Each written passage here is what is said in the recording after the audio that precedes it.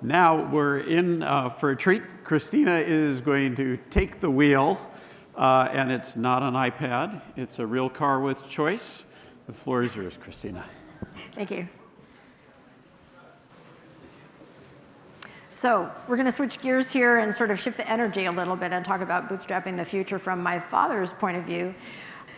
So when you think of Doug Engelbart, what do you think of? Making a difference, making the world a better place. That was his goal from the start. How can I make the world a better place? And he realized instantly that it's a collective effort, that all the people and all the organizations that are working on some aspect of fixing the world and making it a better place, it is a collective effort. It takes organizations. It takes teams, initiatives, organizations, and collectives of organizations working together, pulling together toward the same goal. So he thought about how could tools help with that. So this is not animated the way I had it on my own. Sorry. Put this all together. So most of us think, I mean, the most canonical thing is to think of him as the man who invented the mouse. He did the demo, he networked personal computers, and various technologies. So that's on the sort of technology arena. And then a lot of people think about him and put him as the history of technology because he did all that back then. And I think Alan Kay quoted Brett Victor earlier this morning, and I have the second half of that quote. The least important question you can ask about Engelbart is what did he build? The most important question you can ask about Engelbart is what was he trying to create? So he was trying to create a beautiful world where everybody could be safe and happy and all of that kind of thing.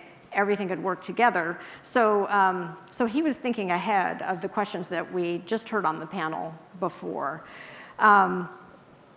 All of that, the technology then in service of a capability that he called augmenting the human intellect. And a lot of people sort of broadly just distill that to collaboration. So he obviously had all that teamwork and building that capability. It wasn't just the technologies, the technologies were co-evolving with all the methodologies and the paradigms and the attitudes and all of that within the team that was building it itself. So that co-evolution is what gives you the symbiotic relationship. And I think that's one of the big things that's missing today in a lot of technology is just sort of unleashed into the world. How do you get that symbiotic relationship? It's from the coevolution. So that we need to sort of speed up. How do you manage and accelerate the coevolution? And that's what the bootstrapping did. It bootstrapping the coevolution and speeding that up. So he wasn't just prototyping the team. He was prototyping the team as a prototype of the organization of the future. So people think of the minimum viable prototype that he was building were the tools. And actually it was the capability of the teams, but he was doing that so he could model this is a prototype of the organization of the future. They need to be fast and flexible. They need to be able to change on a dime and pivot anywhere. And they need to be able to network out and accordion and reconfigure any way that's required for the given purpose. What they're working on is very complex and urgent problems, the kinds of global issues and all of that kind of thing. What kind of organization is up to the task of that, and how do you evolve that organization? And so that's what he was prototyping. But he didn't stop with that because it's not just one organization. How do you do networks of organizations and all of that? So when he, in the early 1970s, when he brought in customer organizations onto NLS through the ARPANET, that was the beginning of how do you network the change agents and network the co-evolution of all of this out into other organizations. So he really thought through this, and the framework that Gardner Campbell presented to us this morning, starting in 1959, he was asking himself these questions: what kind of organization is it going to be, and how different is the world going to be? And he worked out this whole methodology and the whole sort of bootstrapping formula before he ever had a lab, before he ever built any tools. So he already understood the need for this because he studied in a very comprehensive way. And it always reminds me of sort of the story of Newton trying to sit down and work out the movement of the planets or whatever, and the math didn't go there with him. The math wasn't sufficient. So he said, oh, okay, well, then we need more math. And so he worked out the math so that then he would have the math to do that. And that's what my dad did, is that he said, oh, gee, he had an insight about organizations or an insight about coevolution. Well, who's working on this? Nobody's working on this. Oh, well, then I guess I better sit down and think about it myself. So the whole thing is very comprehensive. Scaling up, and then so networks of networks and networks of networks of networks, and that scaling up to how do you get it to the grand challenge level? Because of something this important about how do we get the capabilities into the organization sooner than otherwise, than if we just let them meander. That could take a grand challenge. That's where the government comes in. How come we don't, government, industry, NGO, nonprofit collaboration. So the bootstrap strategy that he designed in the early 1960s was designed for this whole model. And it was designed so that you could get the coevolution going and that you would have the tools and what are all the things that you need to change in the organization so it can behave in the way it needs to be able to respond to the challenging problems of the future. So he considered that bootstrap strategy as his greatest breakthrough of all. I mean, people say, oh, he did the mouse, he did the demo, he did all that kind of stuff, but it was that bootstrapping, because that's the thing that he embedded into the lab and sort of propelled all the work. They had a litmus test for the prototype that they were developing. The litmus test was, is this making us more capable? Is this making us more effective? Is this making us more fast and fluid and increasing our ability to do that coevolution? And if it didn't, then they tossed it. So having pretty printouts was not a priority for that. It was like, how do we leverage the collective IQ of this group? So he pinned his hopes on that whole thing. And so when people often recognize that he had a lot of frustration about people not really hearing the whole picture, and they would focus on the mouse, or they would focus on the demo, or they would say, oh, well, it was about augmenting collective IQ. But it's this whole thing, and how are we going to get society moving in this direction fast enough? So we haven't scratched the surface of the potential that he envisioned, and that was a frustration for him. But he also chalked it up to, it's really coming from the paradigm. It's coming from how people think of the world and how we are in the world. It didn't seem like anything that was worth going after, or why would you do that? Why would you bother? Why are you talking about all this stuff? Because we can do hypertext this way, and why don't you just listen to us? So these were great frustrations for him, but he persevered, and he realized that it's people's paradigms being the greatest limiting factor for the evolution of society. And so how do you change the paradigm? So again, thought through all of these things.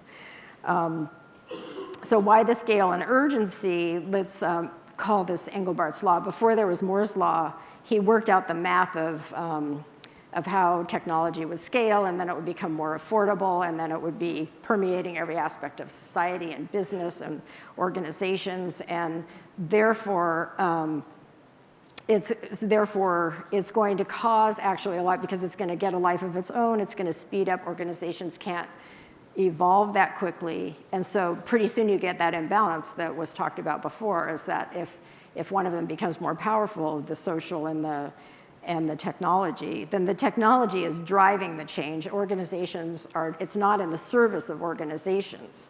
Organizations are trying to adapt to the technology that wasn't adapted to them and what their needs are for the future. So that imbalance is created. We all know about accelerating change. We're in a time of massive accelerating change. We're trying to, at unprecedented rate and scale. If you take all the changes of technology in the past that were major, like tools, language, writing, printing, all of that stuff, and compress it into a time frame, you're still not touching what we're experiencing today, and it's going to be accelerating even more. It's not just the acceleration, it's a magnitude issue. It's a magnitude of change, and part of it is because because of the disruption between the technology and the organization, without the symbiotic relationship, it all comes back around. So it's, he anticipated that we would be experiencing disruption as never before in the compressed time frame. And one example, climate change, is that technology, sort of unleashed all these things, and we're doing all this, and all this sort of reckless, senseless, unmanaged, and now here we are, and this was predicted, and we had a lot of data to show us and everything, but what's the inertia that prevented us from, that caused us to be in the situation that we are today? Climate change is not just a problem in itself, it's considered a threat multiplier, so that climate change, the way it interacts with all the other global issues and all the other, dislocation of populations and warfare and all of that kind of stuff, all the things, the oceans and the, can people live in Miami anymore, and all this huge, all this stuff, threat multipliers, and it's also a threat multiplier to itself, which means as it progresses, and so the ice caps are melting, and then that makes the ice caps melt faster. So by not solving it, then it's getting worse, and so the whole effect is an exponential threat. And then if you factor in all of the other global issues that we face, and this is just sort of on the grand scale of things, the global issues, these are the toughest problems, it's the worst case scenarios, but the exponential risk because of the interaction of all of these, it's not like we have this global issue and this global issue and this, and if we could solve this and we could solve, but no, they're all interacting and they're all just this. So what they're creating, it's an exponential risk. There's also a lot of opportunity in there for entrepreneurship and innovation and all that to solve these problems and to find new ways of doing these things. But there's also the risk, it's not the risk, the greatest risk is collapse. If you look at Jared Diamond, my time's almost up. Jared Diamond wrote a book on collapse, and what are the 5 factors that are involved? Most of those are collective intelligence. They are like, you're not aware, the society hasn't been aware, the company just wasn't aware of this thing coming out of nowhere, or they were aware but they didn't realize they really needed to do something, or they knew they needed to do something but they didn't act quickly enough, or they didn't aim at the right level. They thought, oh, we'll just change this, but no, they should have changed like that, and so making these decisions. So now what we have is a situation where organizations are in a situation where they need to be changing faster than ever before. They're not equipped to be evolving that way, and with technology coming at them from all directions that weren't symbiotically developed with where they need to be next year and the year after and the year after, it's extremely expensive and puts a lot of pressure and stress on the organization itself. So how do we get those relationships together where the end user organizations are pioneering the future of what kind of organization we want to become, and they become the customer of the future, which is to turn around and say, look, I'm your customer, let's work together on what we really need. So it's those kinds of relationships that I think, besides the grand challenge level. Let me just flip. So one big point about this is that with all this magnitude of stuff, what does that mean? So if there's a category 1 hurricane coming or a category 5, that makes a big difference. This last one down in the Carolinas, people were saying, oh, I grew up with hurricanes, I don't need, no. So they had to make public service, and this is not the hurricane you think of. You cannot survive this hurricane. So how do we put a number on what's going on in the world now that's causing all of this stuff, or that what we're in the midst of, that organizations are facing, managing in conditions of extreme uncertainty and risk? How do you put a number on that? And how do you put a number on, okay, so we know what that is. We're talking category 4. Well, what does that mean about my organization? We keep improving how we do everything, but are you improving enough? And so I will tell you, my father would say, no. So you're not aiming high enough, and you're not aiming to go fast enough. And even if you did, even if you knew you needed to do that and you had all the resources in your organization to make that happen, how would you do that? Where would you start? So it's getting those kinds of expeditions going in the organization and networking those expeditions. So These slides are in here so you can come back to them, but I just wanted to make a point that my father did all of this thinking after the technology phase. He did management seminars. I pulled together all of that stuff off the Internet Archive and created the Engelbart Academy. So you can go and hear from him how he thought about all of this stuff. This is his message for the future, for the leaders of the future, what you need to be thinking about, how you need to change your paradigm. In this map here, these are all the paradigms that he saw need to shift in order for organizations to really be ready to get on the right course and go. So I have been working to distill all of that comprehensive knowledge into some actionable sort of accelerators that any team or organization or initiative can start applying. And a lot of it, I think, people ask me sometimes, is what would impress your dad the most about new trends? And I say, oh, well, I can tell you, it's things like lean enterprise, design thinking, and all of that. It's in the organization side of it, because they're the ones who are looking at how do we need to change, why do we need to change, and how are we going to do it? And they're starting on that course. All the stuff my dad pioneered was stuff that can really add value to that, because he was thinking in terms of not just how do we evolve, but how do we evolve and accelerate that, and how do we bootstrap that, and how do we get it at scale so that we can match the need. And I'm just going to, this really messed up. Okay, so just a few things that we're doing at the Doug Engelbart Institute are opportunities. The 50th anniversary for us has been a springboard for looking at ways to coalesce different projects that can really start pursuing these kinds of things on a more concerted level. So the tool developers who are out here, and there's obviously a lot of stuff going on in the tool world, but the coalescing of this kind of thing is inspired by this kind of work. What are the kinds of tools and the thinking and the augmented knowledge and all of that? It's fabulous.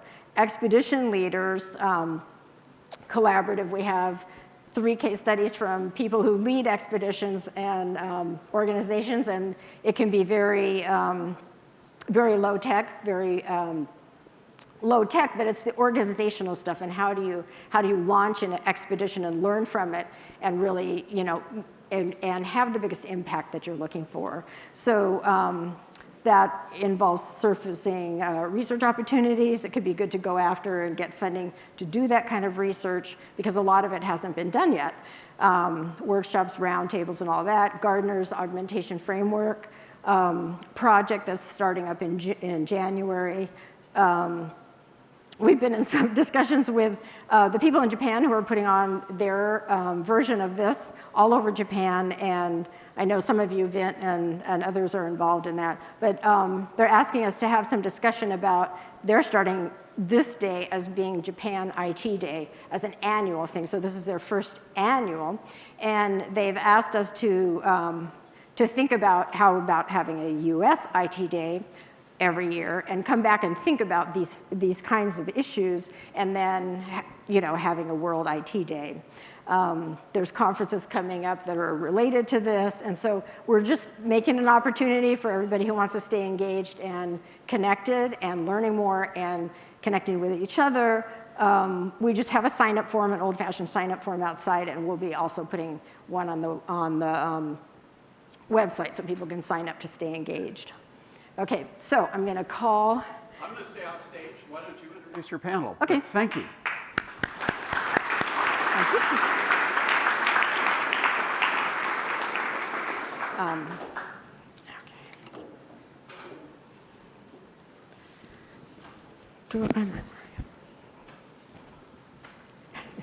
So we have Stephanie Couch, who's the executive director of the Lemelson MIT program, and she'll be telling us about some initiatives that she's been working on that are just right along these lines. So we have Brant Cooper from, Lean, no, moves the needle. Sure.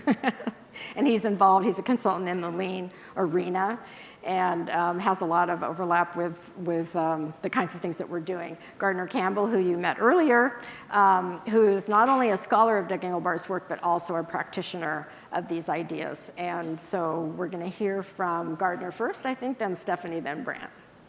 Okay.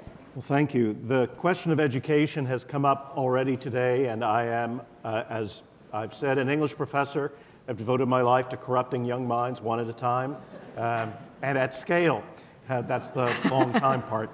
I had this idea that perhaps a 200-level general education course in how to write a college research paper might be augmented by employing the bootstrapping techniques of Doug Engelbart and the Augmentation Research Center. And this turned into what we ended up calling thought vectors in concept space.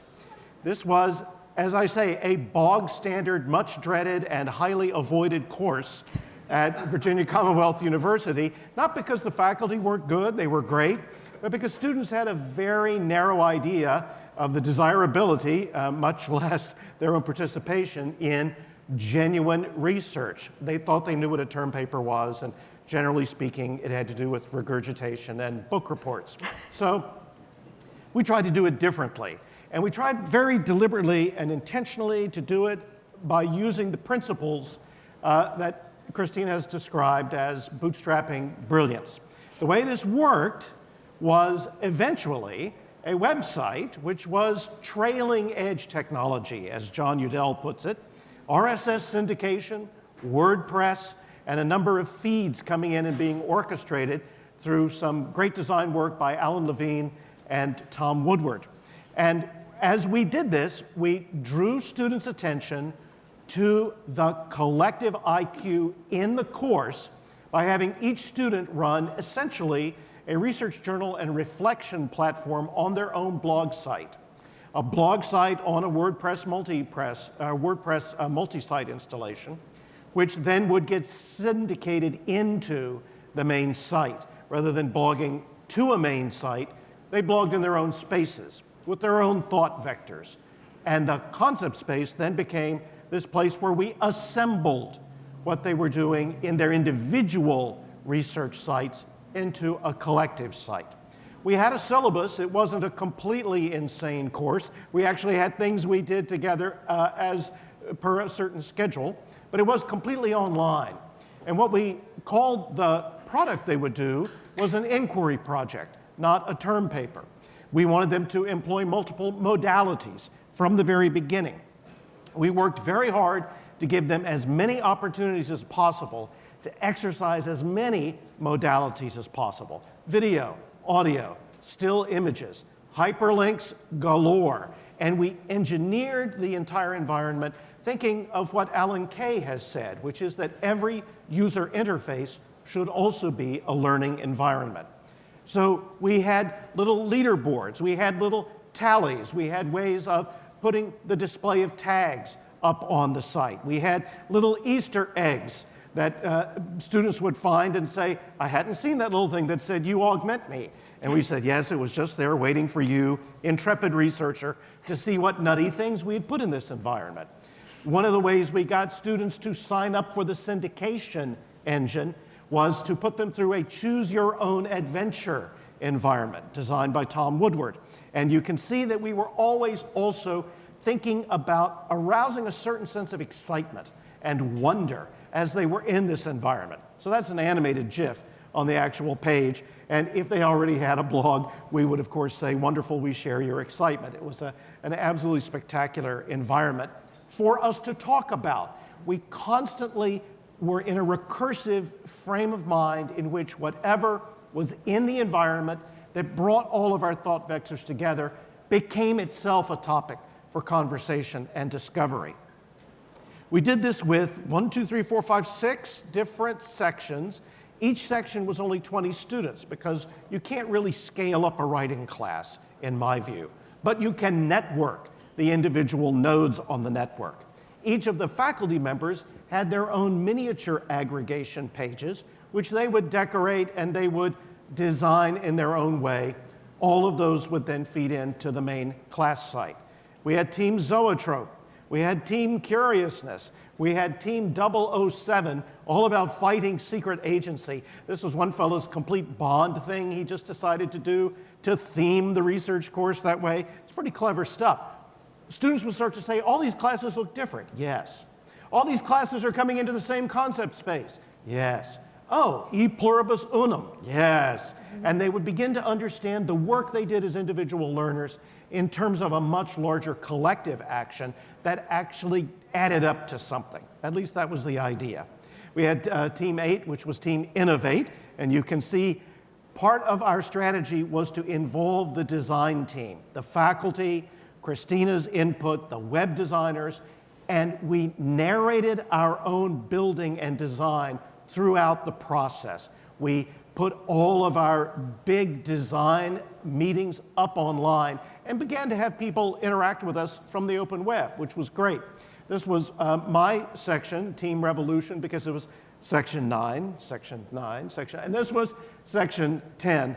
And you will see here the title of the class, Living the Dreams, Digital Investigations and Unfettered Minds. The inquiry projects ranged from this one having to do with virtual reality to things having to do with helium shortages. It was not only about cyberspace. And one of the things we did was also fold Twitter into the ecosystem. And as we put our design conversations up on the web, people started hooking into them and started finding us. Martin Hawksey, who was a researcher and developer at the Open University in the UK, essentially said, look, I've got a thing that will visualize Twitter tag interactions. Would you be interested?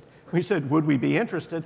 This actually will play back as if in a movie the way each learner's network on Twitter begins to broaden and deepen over time. So students can begin to see the traces of their own engagement. Eventually, it looks like the Death Star. I think that's an 80-20 thing. I'm not really sure. But that, too, became a topic for some conversation. All of our teachers' meetings were live-streamed Hangouts online. As in this one, you can see with what we had were embedded librarians who would interact with the students online and would also blog. And we eventually had a moment in which 2 students of conspicuous achievement were honored as Engelbart Scholars. And what they were able to do then was, during spring break, a great sacrifice for undergraduates, they were able to come out here. They got to tour the Computer History Museum, the Engelbart Institute. They got to look around SRI. They got to get a feel for this beautiful dream that maybe the world could be better, and started to see how their own efforts might be able to plug into that. That was Thought Vectors in Concept Space. Thank you.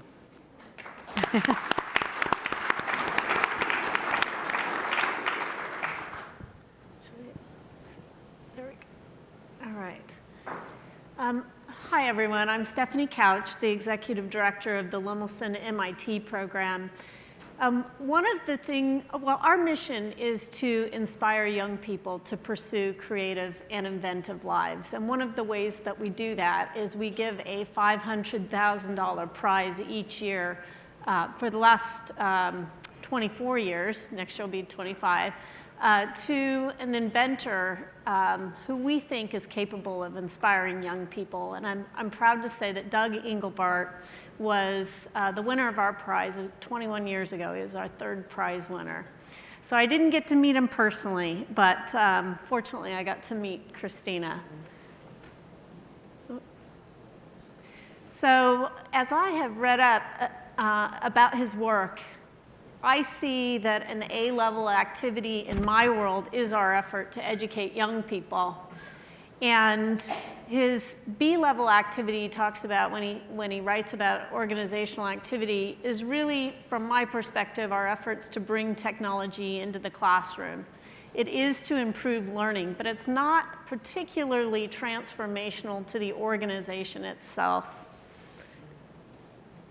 I didn't start out with a technology background. I started out in the world of education policy, but in 2000 got involved with the efforts to bring a fiber-based network loop across California to connect all of higher education, and then to build internet connectivity and high bandwidth out to our 6,000 schools in the state.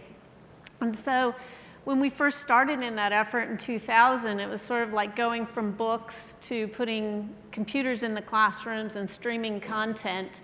And that was thought to be innovative, and I would say today we still talk about that as being innovative. We're going to launch a new online college in California, and we're going to get content streaming.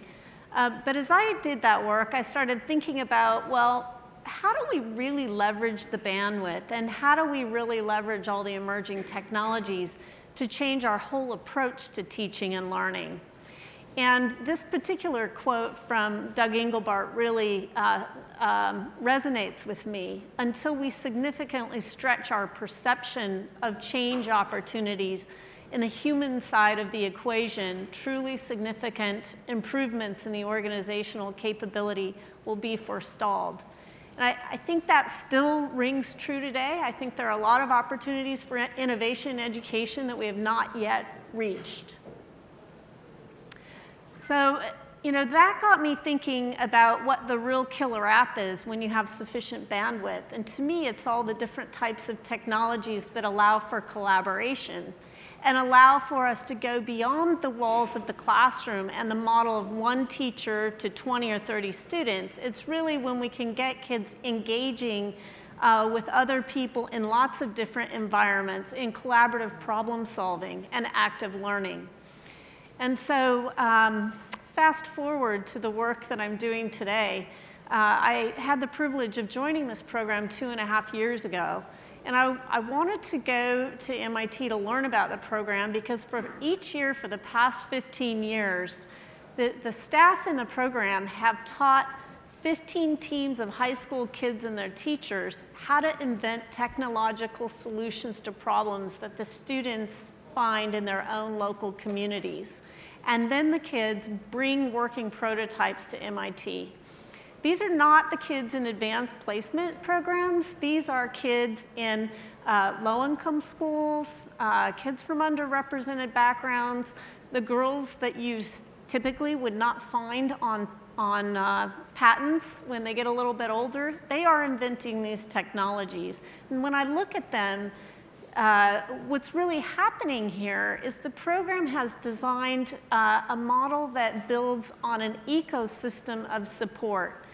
The kids are working in their local communities to find the problem, design their solution, but the program structures that they have to go out and engage with members of the community. We also, at our staff's level, connect them with technology mentors who can help guide their inquiry process and provide the right questions when they are stumped with where to go with the technology. This form of thinking about ecosystems then for learning, whether it's inventing or problem solving in general, then requires that the kids are learning in lots of different socio-cultural contexts. Their contexts include their school site and the teachers and the students at their school. It includes the people in the community, those who have a problem, for example, STEM experts, elected officials who are going to recognize their work. It involves other people in other communities at a distance. Those of us and my staff at MIT, the technical experts, we have one in Woods Hole, for example, that collaborates online, and then other student teams themselves. So when we take up these new models of teaching and learning that really take advantage of the technologies, we no longer can assess learning with a standardized test that we can easily fit on a Scantron sheet. We have to think about a new approach where we can assess learning by observing what's happening in all those different contexts. And what are the things in those discursive exchanges that are allowing our students, for example, to shift their thinking about themselves? What can we see in the shifts in the way they're thinking if we can't get inside their heads? We have to look at the discursive exchanges that they're having with other people so that we can see the routes and the routes that are taken to get to those new ideas and the shifts in their own identities of who they are and what they can be in this world.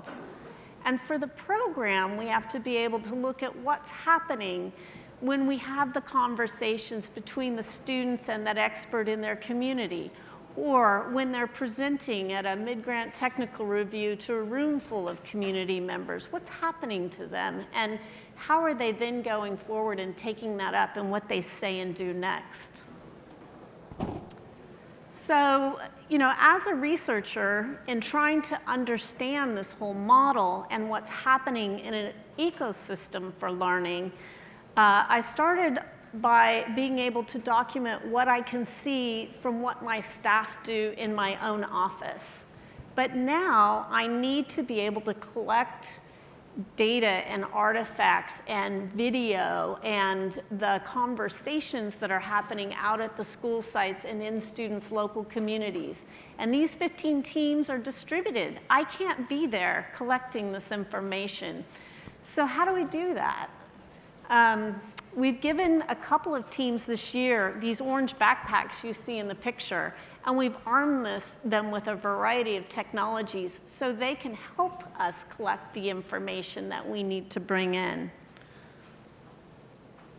Now, this whole process that I'm talking about is exactly what people are calling for in some of the publications that are coming out, like this new version 2 of How People Learn from the National Academy of Science and Engineering and Medicine. There's a new STEM plan that just came out about a week ago from the federal level that talks about a new approach to STEM education. It talks about inventing, active learning, collaborative problem solving, and ecosystems. But when I look at what we've collected to be able to help us assess and learn in this ecosystem model through the lens of interactional ethnography, which is what I've been talking about, I get to some cluttered Dropbox that has a bunch of artifacts that then still have to go from video. I've got to convert them to text. I've got to create transcripts, and then only then can I start analyzing to be able to understand what was happening on the ground. And there are various technologies that get used, a lot of pieces that get pulled in, tons of work. It's super labor intensive, and I think, why don't I have the right technologies to make this easier? Why is this so hard for me? And it's so labor intensive that it's not a scalable system. We can't change learning until we change this, because we need to be able to assess learning. Otherwise, we resort back to standardized tests. So anyway, I applaud all of you doing the technology work. In fact, there may be technologies that solve this problem, and because I don't come from the world of technology, I may just not know that it exists. But I think this is a good example when Doug talked about the need to evolve the human systems with the tool systems. We in education are trying to evolve and get to new models of teaching learning that are more impactful, but we really need to be in partnership with all of you designing the tools so that we can get where we need to go. Great, thank you.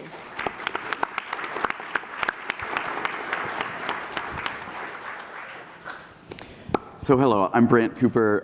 I wrote the book, The Lean Entrepreneur. My company moves the needle. I describe it ignites an entrepreneurial spirit inside of large enterprises. Christina reached out a couple of years ago because the techniques that we're using, leveraging lean innovation, which is a combination of agile development methodologies with design thinking and some rapid experimentation from lean startup. And this is what we bring to the large enterprises, but we here in Silicon Valley, we always like to pretend that we invented everything. So we kind of invented lean innovation, and then we find out that, well, actually people have been doing this and talking about this for decades. But when I was diving into Engelbart's work, what struck me was not the invention, not the technology, but it really was that it always came back to people. And so listening today, people talking about the turmoil in the world and the massive amount of volatility and uncertainty, I didn't know Doug, unfortunately, but I don't think he'd be surprised by it. And so I think that what what he's really talking about, this collective intelligence, is really getting back to the human element of it, that we were not going to evolve our brains to keep up with the evolving technology. And so that the digital transformation was actually going to cause the turmoil that we're living through now. And so I think that, so you know, the time is now. I don't think it's that the revolution has stopped, or I don't think it's that the glass isn't full enough. I think it's that we're just getting to the time now that we need to be pulling this collective intelligence together, and it's at a human element. It's not a technology problem. And so it really struck me that that was really what Doug was talking about with the bootstrapping. So part of this lean innovation, I describe it using the 3 E's of lean innovation. So it's empathy, it's understanding customers deeply. It's not about asking them what they want and doing what they say. It's we're responsible for the solutions and then leading them like Tim suggested. It's about experimentation, the 2nd E. So it's what are our riskiest assumptions about the solutions that we come up with? And how can we purposefully run experiments into testing whether those assumptions are valid or not? And then the 3rd E is evidence. And so how do we use the insights that we glean and the data from our experiments in order to decide what to do next? And so the key part of this, the bootstrapping the organization, is applying this entrepreneurial spirit to the organization itself. So we've got the lean from the lean manufacturing world that's about continuous improvement. And Doug said specifically, continuous improvement's not enough. You actually have to go back and reinvent structures inside the organization. And again, it's a human reinvention. And we don't get to choose how we as individuals will evolve. And so the whole way that we do this co-development, this is co-evolution with the technology transformation, is by pooling people together. It's the combination of human beings with a diversity of background that allows us to come up with the solutions to some of the biggest problems in the world, as well as the smaller problems. And so I sort of also have the 3 E's of organizational transformation, and it's enablement, or education, enablement, and empowerment. And we tend to start from the top and work down, but we actually have to start from the bottom and work up. We actually have to change the mindset of individuals, and that's the entrepreneurial spirit. We get individuals to work in a way that is understanding how to develop empathy and how to run experiments and how to make decisions based upon evidence. And people are working this way inside of organizations. This is design thinking, and it's people that are doing agile development methodologies, and people inside of larger organizations often have startups on the side, and they're entrepreneurial by nature. And so we start there, and we build those systems up, and then we educate the leaders. And the leaders are the ones that put the systems and processes in place that enable the people to continue to work that way. And then the final step is the empowerment, and that is changing the fundamental structure of our organizations. Culture comes out of structure. So if we have structures that are defined by silos, then what we're going to have are organizations that are not in touch with their customers, because you have to have permission to do that. You're not going to be agile. You're not going to be able to take in new information and change your plans, and you're going to be slow. And so that's what we're faced today in almost all of our institutions. So we can purposefully change the culture through this grassroots mindset change, but in order to make that sticky, in order for that to be permanent, we actually have to then change the structure and allow the structure to come out of this culture that we've created. And so I don't know that anybody has completely figured out how to scale that yet, so you're right where you should be. But I think that there's a lot of interesting reading out there. I don't know if anybody's read Team of Teams by General McChrystal, but it's not surprising in this world that it's actually the US military that sort of ran into the first time the change of the world, and the fact that the way they structured the military did not work when they faced really like a terrorism cells that were like blockchain, right? And so they had to completely reinvent the way special forces worked in order to combat that. And so the book Team of Teams actually talks about the cross-functional nature and how the organization had to develop, and then Team of Teams is how they scaled that. And so I guess what my point really is here is that we have to apply our entrepreneurial spirit as entrepreneurs here to the organization itself. We apply the empathy and the experiments and evidence on how we make the organizations change. And we apply this to large enterprises, to government institutions, to nonprofits, to education. And we have to be willing to make those big changes to the very structure, the way we operate. And then that, I believe, optimistically, is what is going to create the ability to discover and create new value out of all of those institutions that are going to be able to face down the big problems. Inside the organizations that we work with, we run into major obstacles. I'm sure you can well imagine trying to get organizations to go and talk to customers and run experiments and do things differently is challenging. And there's a lot of frustration. And what I tell people is we can't overcome obstacles until we run into them. And so I think that it's absolutely extraordinary to me that Doug was thinking about this stuff in the 50s and the 60s. And I think by the 90s, he was really frustrated that the changes weren't happening yet. And our brains have evolved to eliminate the threats that are in front of us. That's what we do, is we break down what is in front of us, the uncertainty in front of us, and we're going to assess whether this is going to affect our survivability. And even inside of those organizations, we're going to tackle the issues that we're faced with today. And so it's very difficult for organizations to think 3 years down the road or 5 years down the road. You have to run into the obstacles in order to overcome them. And so that's actually where we are. And again, to me, that means the time is now. We're faced with these major obstacles, and so we have to apply this entrepreneurial spirit, not on the technology. We have to not go after the technical risk. We actually know how to solve the technical risk. You guys are geniuses in this room at overcoming the technical risk. But so how do we use those same principles to actually do the organizational change that actually is going to prepare us to be able to overcome the large obstacles that we face as a society? Thank you.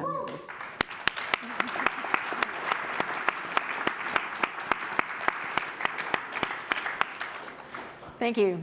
So one of the things to point out here, I'm going to make a few observations, and then I'll ask each of them to make some observations about what they've heard from the other. So let's see, one thing to say, though, is that they each come from different backgrounds, obviously, but they're also very much facing a lot of the same questions, a lot of the same big questions, and also what are the big ideas for going after solving these, and how can they leverage that within their particular worlds. So one of the things that my father saw was very beneficial was when people are working in these different environments, well, you can get with other faculty, and you can get with other STEM people who are trying to solve a problem, and you can get with other lean people. You're just gonna, it's very ancestral, because you're just gonna talk about the same things you always do. But when you get talking across each other, you're gonna talk about the things you have in common. And that is where the most powerful can happen, and what you can learn from each other. And so we're actually starting a informal collaborative to start doing that, to see what comes of that and where we can take that. One of the things I wanted to point out about Gardner's projects is that he mentioned the design team itself pulling together a collaborative of faculty to design this course, and that they made all of that open and transparent. And so all they had to do once they started the course was just invite the participants in and have them do the same thing that they were doing, set up a blog, get over the barrier of actually blogging into and all that kind of stuff. And so that is a very good example of bootstrapping.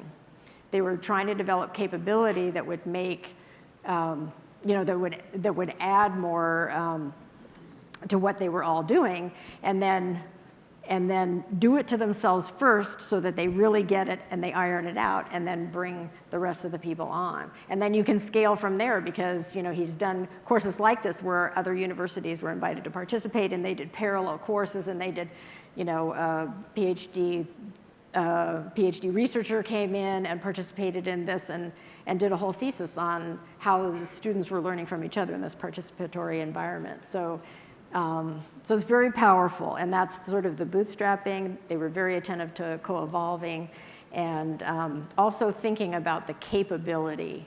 They weren't talking about, here's a tool, and write a research paper, and make sure that you cite these references. They were saying, what is it we want them to really explore? The inquiry, that's the capability. And when you look at capability, you just can end up with a lot more of a powerful vision of what's possible than bootstrap the parts that you can do first and then build on results. So that was taking up a lot of time. Stephanie, and one of the things in her research is that if you look at each of those schools where they have the invent teams, they're trying to network resources within the locality. So the faculty is trying to bring in the mentors from the community and parents' participation, and then there's how do they get a makerspace, and all these things that they need to pull together. And now thinking in terms of a network of those networks so they can share across and learn from each other. And then that's very powerful, and that's a level of bootstrapping and networked improvement. And then how do you get the tools in there that support that kind of exploration? So networks of networks and networks of networks of networks. So that's very powerful. And then Brant has all this great insight and into so many different organizations. And I think one of the things that struck me is that in first coming up with Lean and getting to know you a little bit is that all the things that my dad talked about is very big, strategic. What Lean is doing and what moves the needle is that if you started with that, you're totally on the right track. Everything that they do is all what my dad would say, yep, that's exactly right. And then what he would do from his model is just add some value back into that. He never said, do mine instead of theirs. Find the best practices, find the best, merge it together. There's design thinking and all that. And Brant is a great example of that. And then so it reminds me of the company that actually manufactured this coat. They invested hundreds of thousands of dollars in digital fabrication equipment. So great technology, digital cutters, digital sewers, supposed to bring down the time to create new product samples from 4 months to 4 days. And they got no return on the investment. So to me, this is a great example of the technology versus the people thing. Right. And the reason was because the people inside and the processes were exactly the same as before they had the technology, was the same afterwards. Yeah. Right? So they didn't see any of the return. Mm-hmm. And applying those principles, those lean innovation principles, teaching them how to act like a startup, in 2 days, the design team acted like the startup, the manufacturing floor was the customer, and in 2 days, they completely reinvented how they work together. Mm-hmm. And so they didn't get it down to 4 days right away. They got it down to a couple of weeks, but saved this huge government contract, and they got their return on investment of our little workshop. But the idea, these people worked 100 feet from each other. They went to the same pub after work, and they were friends, but it had never really occurred to anybody that you actually have to change the way you work. And again, continuous improvement doesn't solve that. You actually have to go back, erase the chalkboard, start with the clean slate, and reinvent. And so it's this idea of reinventing the infrastructure that brings us to solving those problems. Yeah, that's fabulous. I guess I just want to build on that. There's lots of data out there about the kinds of divides we have in terms of patent holders and those who are inventing and engaging in inventing activity, 90% male, 10% female. And so one of the things we've been looking at is what happens to young women when they go through this alternate type of learning opportunity that I was describing earlier. And the young women tell us things like, this is the first time I've ever had an adult conversation with an adult about something meaningful. Mm-hmm. And you can see when they're presenting their ideas for the invention to their community in what we call a mid-grant technical review, they're like, oh my God, I'm finally doing something people care about and find value in, and this is gonna mean so much to my community.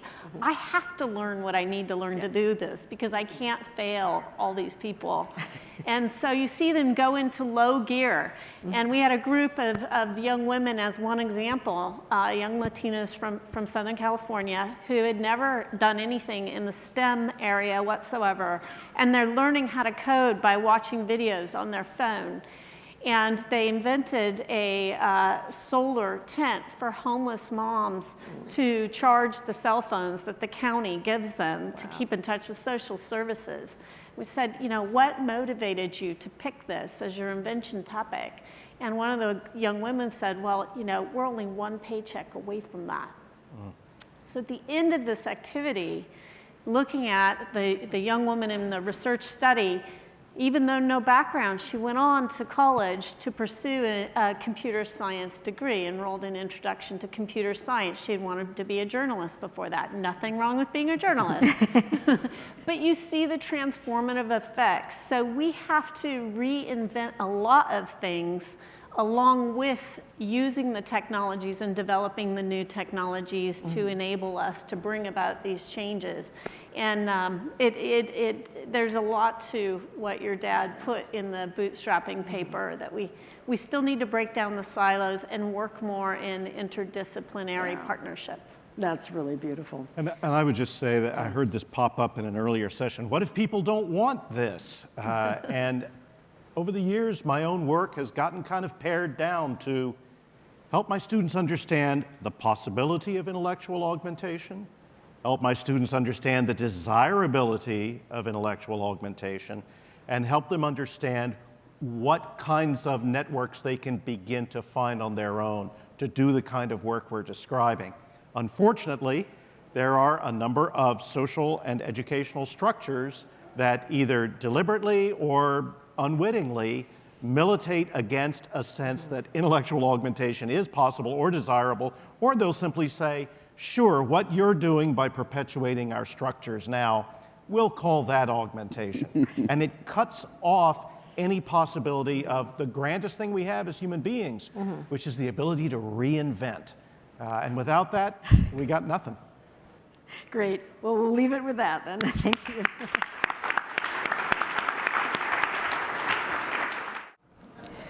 So we wanted to take this opportunity to make a special recognition for two of the men who were most instrumental in putting on the demo. So here we are 50 years after the demo. It's almost actually at the exact time when they started the demo. I think it was 3:45 in the afternoon. Bill English and Jeff Rulifson. So we haven't seen Bill English. He's not here today. Unfortunately, he couldn't make it. Mark will accept it in his stead. Mark Weber. Mark Weber. Oh, okay. Yes. So Mark Weber will accept in his stead an award. So what we have is, after the demo, the conference where the demo was given and all that amazing response, thank you, the organizers of the conference had an award made to present to my father in recognition for a quite unique presentation and their deep appreciation for what that was. So my sister-in-law made 2 replicas so that we could have one for Bill and one for Jeff. So we'd like to ask Jeff to come up, please. And Mark Weber. And Mark. Martin or Mark? And they should be, oh, there it is, okay.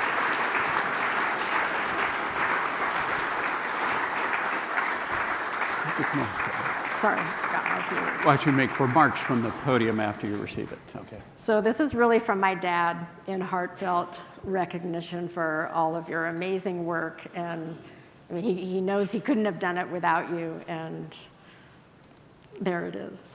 So.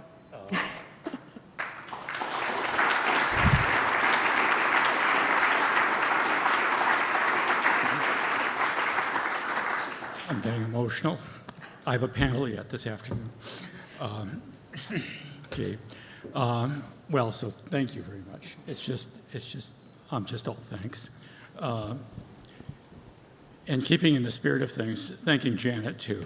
I wanted to somehow weave this in. When we get to our panel, we're going to dive a little deeper into some of Doug's thinking.